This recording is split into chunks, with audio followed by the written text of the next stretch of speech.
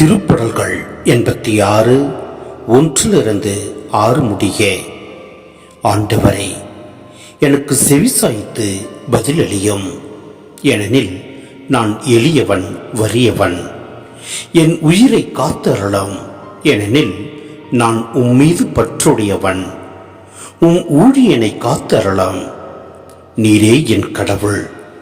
நான் உம்மீது நம்பிக்கை கொண்டுள்ளேன். என் தலைவரே, என் மேல் இரக்கமாயிரும். ஏனெனில் நான் முழுவதும் உம்மை நோக்கி மன்றாடுகிறேன். உம் அடியானின் மனதை மகிழச் செய்யும். என் தலைவரே, உம்மை நோக்கி என் உள்ளத்தை உயர்த்துகின்றேன்.